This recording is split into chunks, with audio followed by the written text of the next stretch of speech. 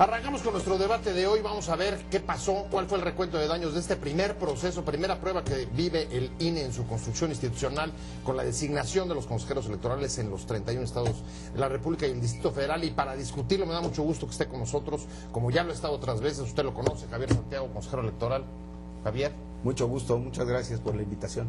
Pues muchas gracias a ti, que además se convirtió en un personaje clave durante todo este proceso, uno de los hombres más famosos del Consejo, ya lo veremos por qué. Y César Astudillo, estimado César. Gracias. Del Instituto de Investigaciones Jurídicas de la UNAM, y como usted sabe, él participó en el proceso de selección de los aspirantes a consejeros electorales locales desde la academia. Pero vámonos directo, porque hoy se nos va a ir el tiempo volando. Primera prueba que vive el INE en su construcción institucional, Javier. Y me gustaría preguntarte con toda honestidad, aciertos y errores. Bueno, el proceso, un acierto es el diseño del proceso. Lo que ha sucedido, a mí me parece que en general es un acierto, hay deficiencias en lo particular, sí, hubo muchos aspectos de carácter inédito que no previstos, es el primer proceso con estas características, en una responsabilidad de Estado muy relevante, que antes estaba en manos de los congresos estatales, además, y ahora solo está en un solo espacio centralizado en el Instituto Nacional Electoral. Así es.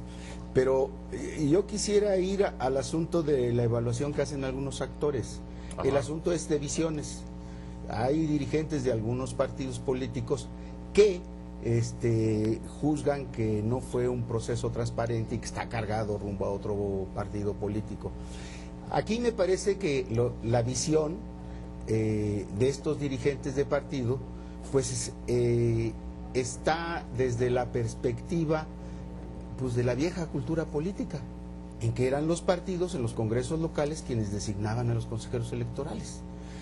Y la otra perspectiva pues es de 11 integrantes del Consejo General que tenemos derecho a voto, que tampoco fue sencillo lograr una sola visión casi unánime.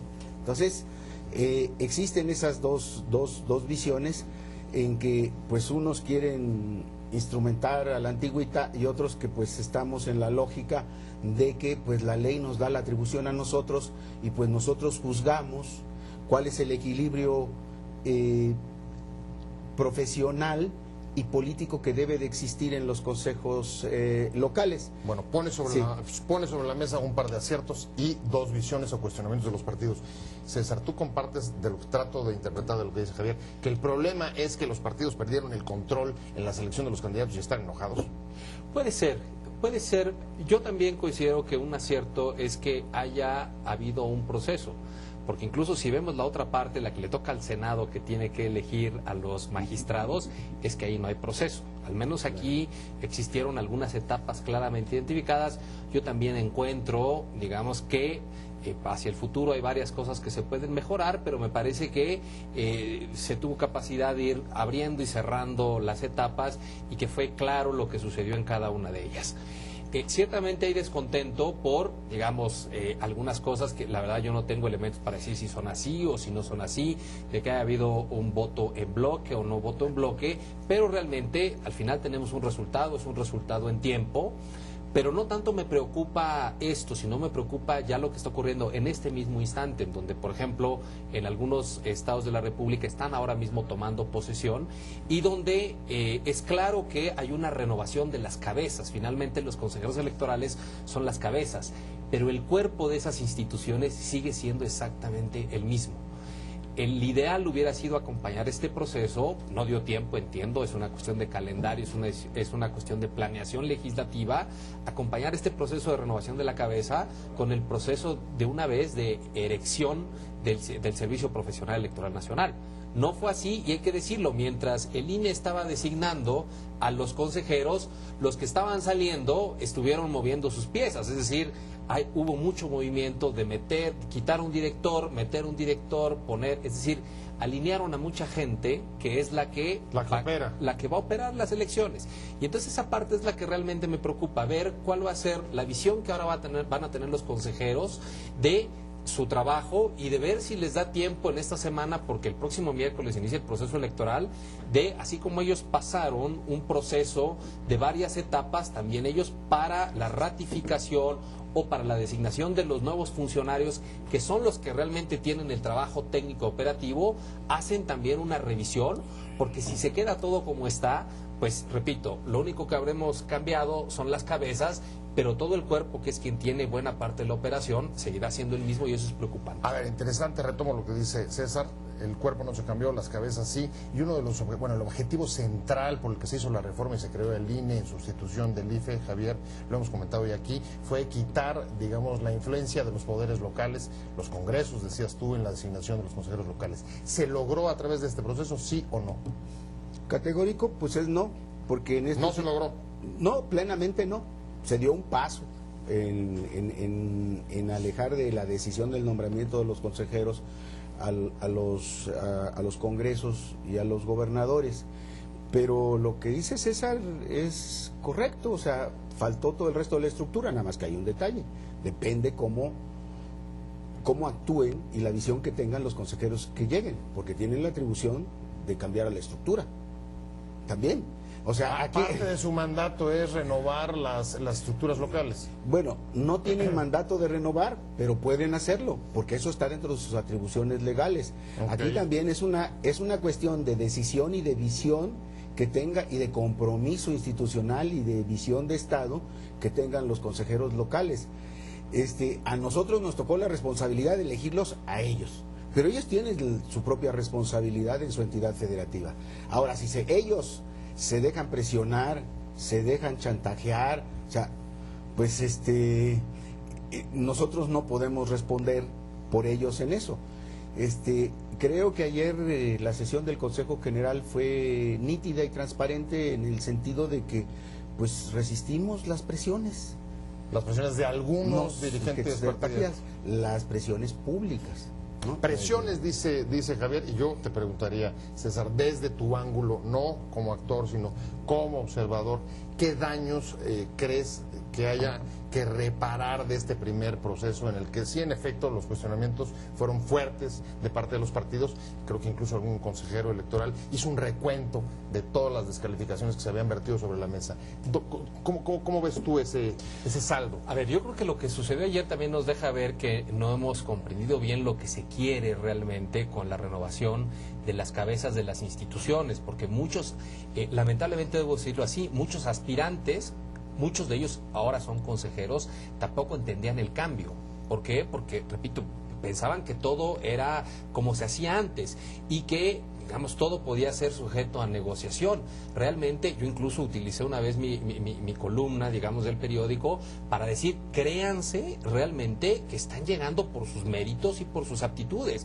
Y si no pasan el examen y si no pasan el ensayo, se van a quedar como muchos se quedaron. Realmente los que no creyeron que la primera parte era de aptitudes personales y que nadie les iba a echar la mano y que iban a llegar, los buenos iban a pasar, fueron los primeros que se quedaron en el camino. Y se quedaron consejeros actuales, se quedaron titulares actuales, se quedaron gente que tal vez no se preparó adecuadamente, se quedaron ahí.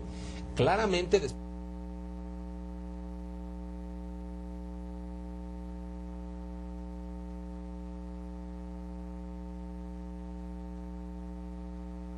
tengan ninguna ideología. No, claro, todos la tienen. Es decir, me parece que también fue oportuno que los consejeros pudieran integrar órganos bastante equilibrados, ¿no? Eso probablemente no haya gustado porque tal vez algunos de los actores políticos, pensando en cómo se hacen las cosas a nivel de Congreso o como se hacían antes, dijo, no, pues que ahí se represente nuestra verdadera fuerza electoral, que se represente ahí. Pero como eso no sucedió, es claro que existieron reproches, y porque tal vez sí estaban perfilando algunos personajes que al final no quedaron, y entonces ese es un saldo que hay que reconstruir. Pero también lo que no me parece es justamente lo que decía ahora el consejero Santiago, que ayer cosas se hayan salido de los cauces normales y hayan salido y hayan sido una serie de recriminaciones que por mucho se fueron. Yo así lo veo como espectador externo, que sí creo que no debieron haberse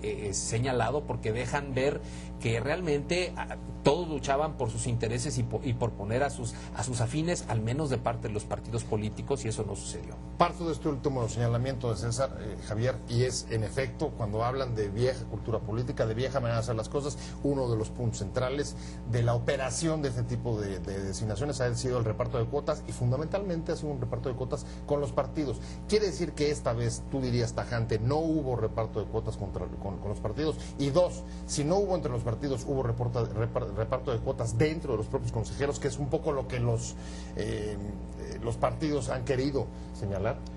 No hubo reparto de cuotas con los partidos y no hubo reparto de cuotas entre los consejeros. Discutimos, coincidimos y discrepamos respecto a los perfiles. Y aquí sí quisiera dar algunos datos, sí, muy concretos. El promedio de experiencia profesional de los 126 elegidos son 18 años. El promedio de experiencia directiva son 8 años. El promedio de experiencia electoral son 7 años. El promedio de experiencia académica son 5 años. El promedio de experiencia política son 4 meses. Nosotros decidimos en función de la información que teníamos. Y hay un dato muy relevante que los representantes de los partidos ayer omitieron. Los expedientes no estuvieron a su disposición en todo tiempo, no los consultaron. Después, en la penúltima etapa, antes de pasar a la entrevista, se les dieron 5 días para que realizaran sus observaciones. Realizaron sus observaciones los partidos políticos. Derivado de eso, se bajaron cierto número de candidatos porque se presentaron objeciones fundadas. Hubo quienes nos mintieron, hay que decirlo con claridad, quienes eran regidores, quienes habían sido candidatos hace poco tiempo. Y entonces, por ejemplo, el senador Corral presentó 10 objeciones en esta etapa. Si quieres, ahorita regresamos a ese punto. Bueno, tengo que hacer un corte que me están pidiendo urgente de guillotina. Estamos en Opiniones Encontradas, no se vaya, volvemos en un minuto.